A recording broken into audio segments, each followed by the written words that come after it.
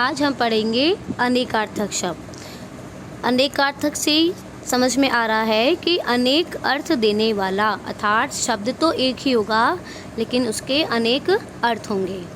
एक शब्द से दो या दो से अधिक अर्थ निकलते हैं, उन्हें अनेकार्थक शब्द कहते हैं। उदाहरण देखिए, मुझे कल रांची जाना है। यहाँ पे कल का अर्थ है आने वाला दिन। दूसरा उदाहरण है, सभी कल पुर्जे मिल जाएंगे। यहाँ पर कल का अर्थ है मशीन। तो देखिए, शब्द एक ही है कल, लेकिन इन दोनों के अर्थ अलग अलग हैं। ठीक है, तो ऐसे बहुत सारे शब्द हैं हिंदी में जो एक ही शब्द हैं लेकिन उनके अर्थ अलग अलग निकलते हैं।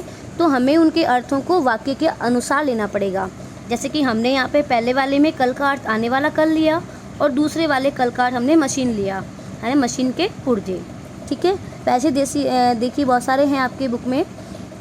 अर्थ के बहुत सारे आप मतलब निकाल सकते हैं। अर्थ का हम धन कह सकते हैं, अर्थ को हम मतलब कह सकते हैं, व्याख्या कह सकते हैं, प्रयोजन कह सकते हैं।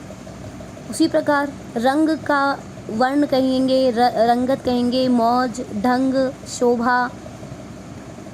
स्नेह से हम प्रेम, तेल, चिकनाहट, दयालुता ले सकते हैं।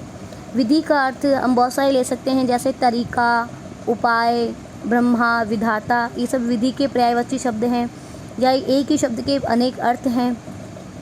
मधु, शहद को भी कहते हैं, वसंत को भी कहते हैं, पुष्प रस को भी कहते हैं और राक्षस को भी कहते हैं।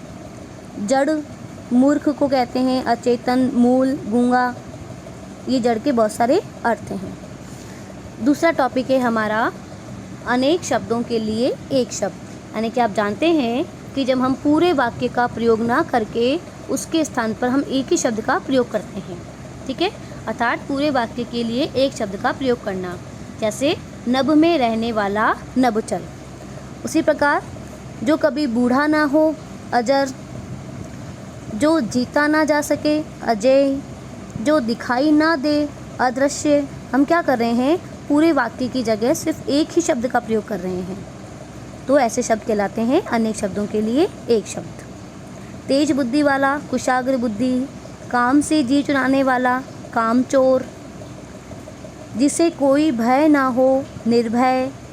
ये सारे ऐसे शब्द हैं जिनको हमने वाक्य के स्थान पर सिर्फ एक एक शब्दों का प्रयोग किया और उससे हम समझ गए कि हम क्या कहना चाहते हैं।